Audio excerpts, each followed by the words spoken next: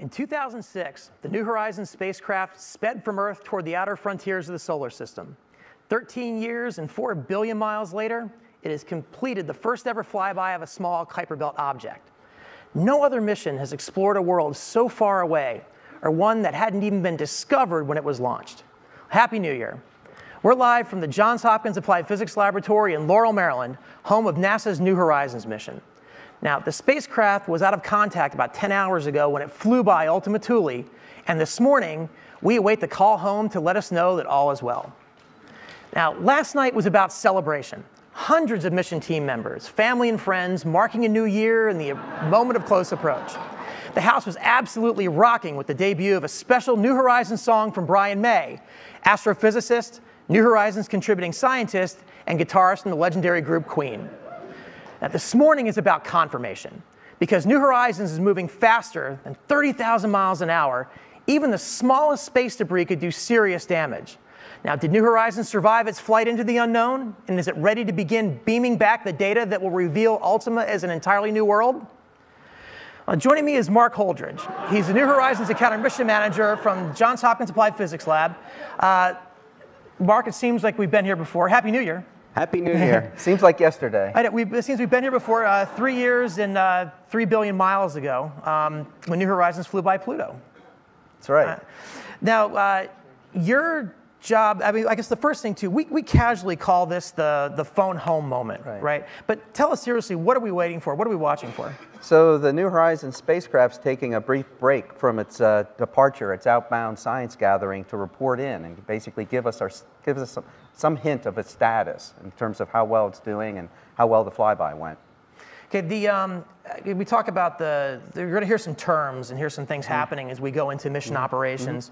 Tell us what we're listening for. What are some of the things we're going to hear from Mission Operations Manager Alice Bowman and what they mean? So the signal, after it hits the Earth, it's going to be coming compliments of the tracking station in Madrid, Spain. And they have receivers there at the station that'll be looking for the signal, trying to pull it out. And initially they'll be looking for carrier and try to lock on the carrier from the spacecraft. That's the signal coming down. And eventually lock on to the data stream, which will then be translated into the data that the subsystem engineers will be looking at in the mock. Okay, so when we hear certain things like carrier or lock, I mean, we should be listening for, that's, I guess, the different steps of, I guess, the ground contacting and hooking up with the spacecraft. Yeah, there's a handshaking that takes place, so to speak, between the spacecraft and the ground system. And we'll be watching this for, we think about 10:29, 10:30 is when the earliest that can happen. Yes, around 10:30, I think, is when we should see the acquisition of signal. Okay, we talk about that signal. We've been saying throughout the week, as we've talked about the farthest exploration ever, 4.1 billion miles away. How long does it take that signal from that distance to reach Earth from the spacecraft? Right. Presently, it's a little over 6 hours one way to get the signal. So everything that we're seeing at this moment actually happened about 6 hours ago. So, I mean, if we had to track that signal, I mean, that's long gone. It's right about. I mean, we're getting close to having that here. Yep. You're responsible. You led the team as mission manager to make sure that New Horizons got where it needed to be at the time it needed to be there. I'm going to show an image that we put out yesterday. This was one of the last images that came from New Horizons before the flyby. It basically shows a couple of pixels. I think probably one of the bigger looks that we had of Ultima leading into the flyby. The scientists will look at these and they'll get information about the object itself, but your team had been using images like this, in fact, with less information to do your job. Explain how you guys did that.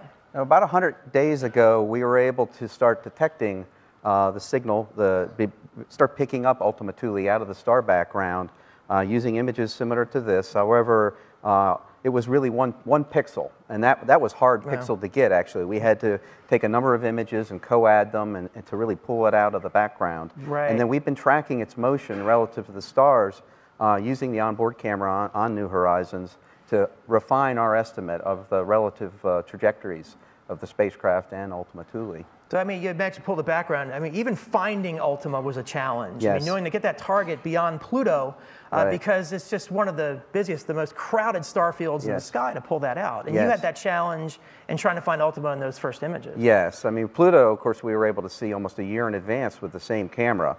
But with Ultima Thule, we had to wait until the final 100 days or so before it was bright enough for us to be able to pick it up. And we're looking at, when we see the image, that there's processing that has to happen here too. I mean, you're looking at like the raw image on the one side, and then you see the process to get something out of it. Right. It seems like all the teams had to do something like that. Yeah, the navigation team has folks that are specialized in processing these optical navigation images and then refining the orbit estimates.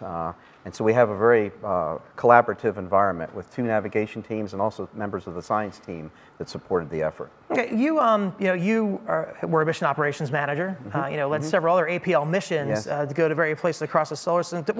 Who's in the mission operations center? When we go back and show mission operations, who's in there? Who should we be watching for? So you'll see Alice. She's the mission operations manager in the mission operations center, as well as her team, which are subsystem experts as well as flight controllers that are responsible for sending the commands to the spacecraft, as well as looking at data coming from the spacecraft and the ground system, and of course working any kinds of anomalies or contingency situations. So the plan's in place. You guys made your decision. Tell me a little bit what's going on in that room right now. I think there's a lot of anxious people staring at a screen. Yeah. The numbers aren't moving yet, but at some point they're going to start getting some information from the Madrid tracking station, and they're just going to be very anxiously watching that screen to look for the signal to lock up and let us know that New Horizons survived the flyby. All right, well, I'll tell you what, instead of us talking, why don't we just go to mission operations now and listen in, and let's just watch and see what happens. Sounds good.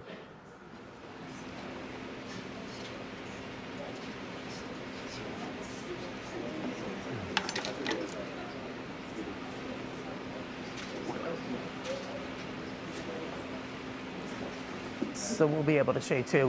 We'll see signals on the screen. I mean, there's a change in numbers and colors as the signal starts coming in, and that telemetry starts ending up on the screens. Right. Yeah. There's like a sequence of events that take place that's very standard. This is a standard track. It's a very important track, a very important contact with the spacecraft, but it's a routine process that they go through. They're very, very familiar with. So about 2 more minutes.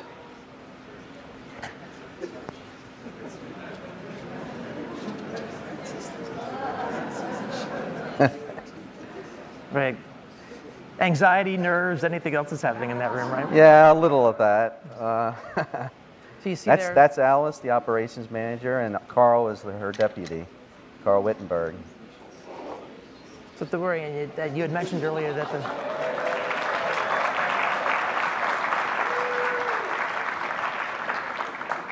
you had mentioned too that the signals are coming back from the spacecraft through NASA's Deep Space Network Station in Madrid. Right. Okay. Yes.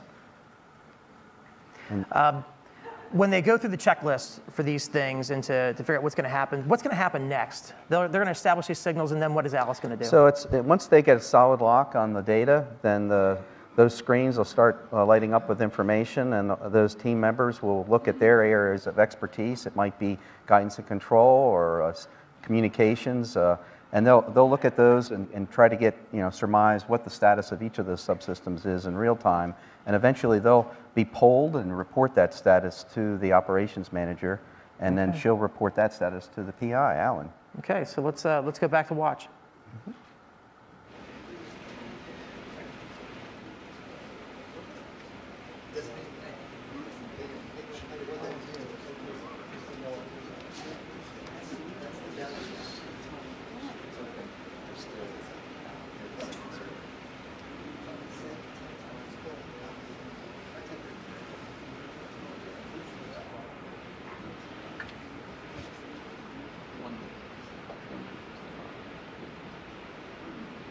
So you're watching the screen.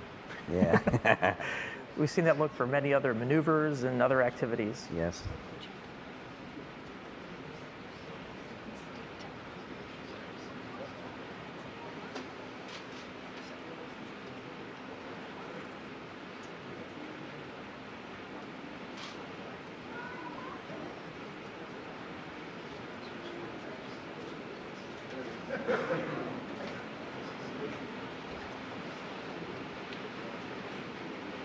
We should also point out too, right, that it's also, it can take time for that signal in the order of when things are coming down for it to show up. It has to work its way through the receivers and through the networks and make it from Madrid to the operations center here at APL.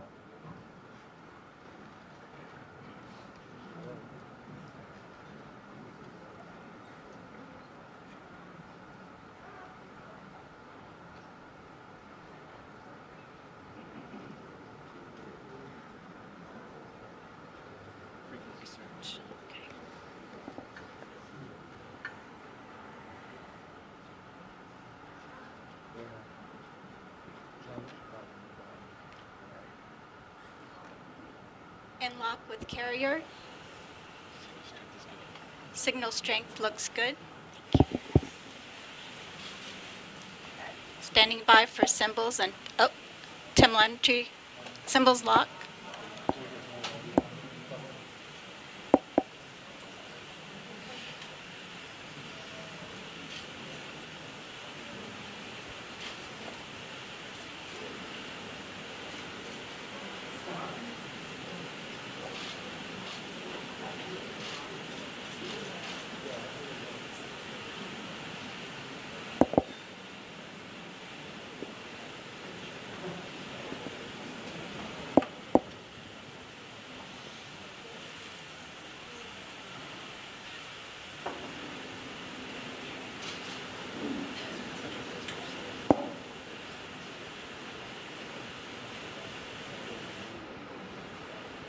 In lock with telemetry.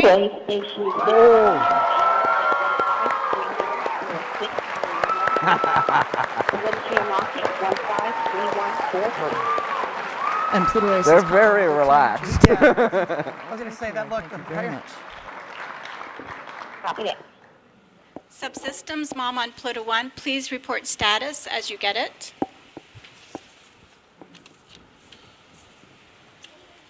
All right.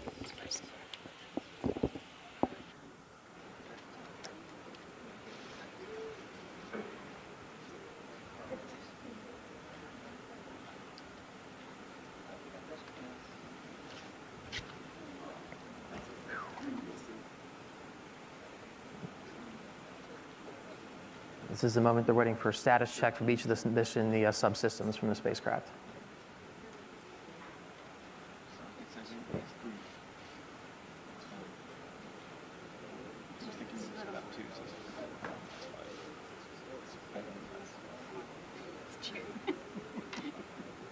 Alice is smiling. That's a good That's thing. always a good sign, right? When Mom is smiling, always a good thing.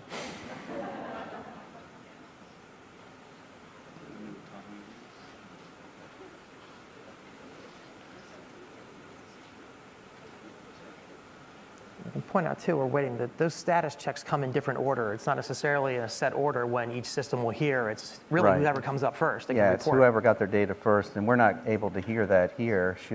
Alice will summarize that momentarily. We're talking about communications, guidance and control. There's at least a half a dozen subsystems that are reporting in right Go now. ahead, RF. Well, the green screens will tell you, and RF is in fantastic shape. Copy that. RF is green. Right. Oh, we are hearing it. That's good. Okay. Looks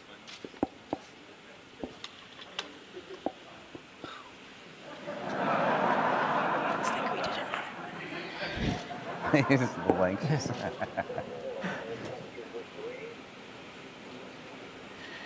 Copy. Thermal is reporting green status. All right. Thermal, Thermal. So communications and thermal so far. right?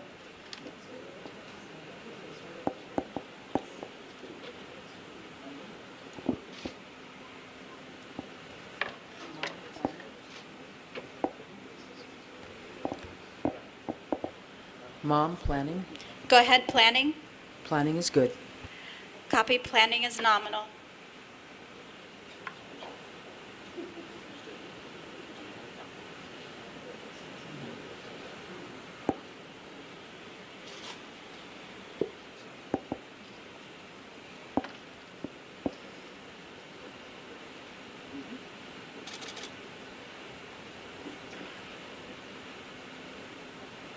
Mom, FC on Pluto 1.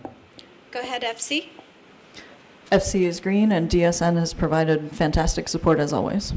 Copy. All right.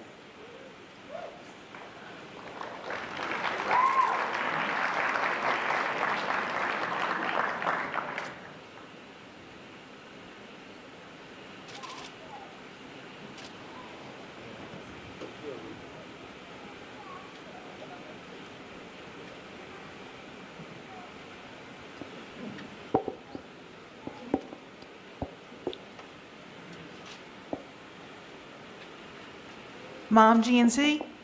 Go ahead, GNC. GNC looks good. Copy. GNC is good. All right. So that's guidance and control. Yep. Mom, propulsion. Go ahead, prop. Propulsion is green. Copy. Prop is green. That was green. Mom, power. Go ahead, power. Power is green. Copy. Power green. Mom, this is CDH on Pluto 1. Go ahead, CNDH. CNDH is nominal. Our SSR pointers are right where we predicted, so it looks like Copy that.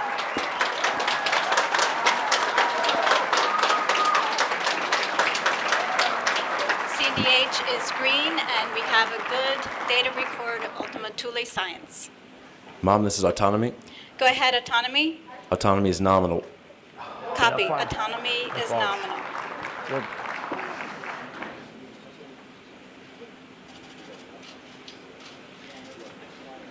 Navigation. Nav, Mom, on Pluto 1, do you have status yet? New Horizons Mom, this is Nav. No status yet. We expect that probably in the next 30 minutes or so. 30 minutes? Is that what you said? That's an estimate. Yes, 30 minutes for Nav. Copy that. But that's about normal, right, for navigation to take Yes. time to make sure they're... MSC, SSE? Do you have status? System engineer to Mom. Status is green. Copy that, green. And that's overall spacecraft. Yes. Yeah, and the SSR status is really important. That's a solid state recorder, and that tells us that we have data on the Navigation, spacecraft. Mom, on Pluto 1, we are, our track is only, we only have about 10 minutes more in track, so we will get your status offline. Do you copy? New Horizons Nav, yeah, we copy that. Thank you.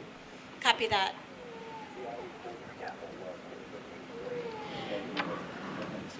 Any more status to report? Go ahead.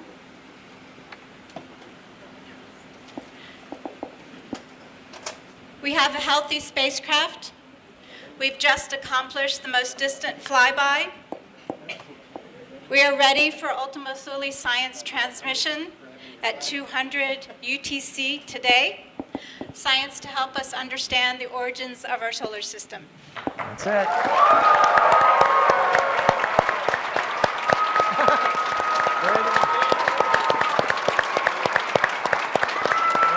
Have you seen this before? Yep.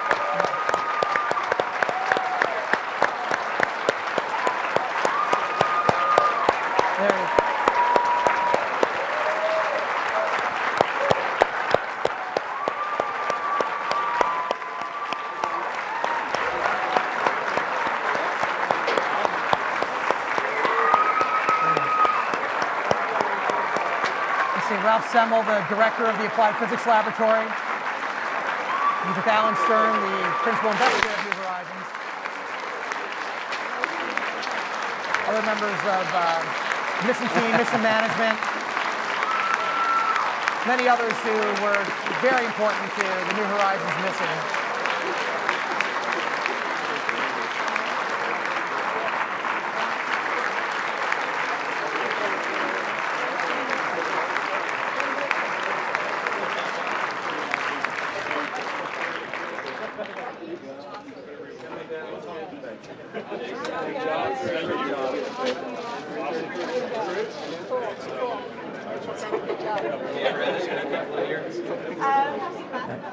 See the other people that are coming in, congratulating the team. Boy, what a, talk about just a relief too, but the sense to just going through that checklist and hearing each one of those systems come off.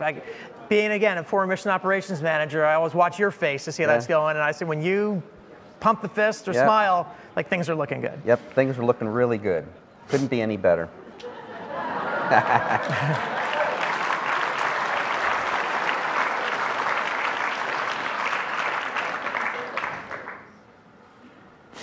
So we go back here first. I mean, also too, let me congratulate you and your team on your work. I mean, that idea, just getting it to where it needed to go, and then hearing that the recorders are full. Wow, the idea that you got it and got the goods. It's a great day.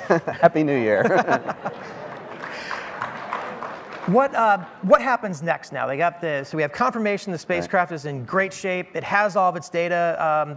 What's going to happen next? The spacecraft's going to go back to doing what it was doing. It's going to continue gathering outbound science and focus on that for the time being. And then it is going to pass behind the sun in conjunction for a period of a couple of days. So we will have to pause some communications and playback. But over the course of the year, the science data will continue to stream in. We'll keep getting better and better information on this really awesome object. So far, we've only seen 3 pixels of. Right, and except we'll see more as we go, and then we'll be getting pictures and other data over the next couple of days. The conjunction you're mentioning when New Horizons flies behind the sun happens, about this weekend for a few days, and then the data starts coming back down, and over 20 months, the entire package from Ultima Thule, and goes from being revealed from this small dot into a real world, the likes of which we've never seen before. Right. Wow, amazing thing. Congratulations to the New Horizons team, too. We're going to let that team make its way from mission operations here into the auditorium, and it'll take them several minutes to do that. So we're going to sign off here, and we're asking everybody first to keep following us on the web and on social media. We are on nasa.gov. We are on Pluto.jhuapl.edu. We're on various other social media channels, and check the Pluto page for links to all the different channels and the live streams, both on the APL YouTube channels and on NASA TV. If you're going to join us on social media, use the hashtags Ultima Thule, Ultima Flyby, Ask NASA, and Ask New Horizons. We'll be back at 11:30 here live on NASA TV for a press briefing on status with some of the last images New Horizons took before the flyby. So for Mark Holdridge, I'm Mike Buckley. Thank you for watching. Congratulations, and keep exploring with New Horizons. Go New Horizons.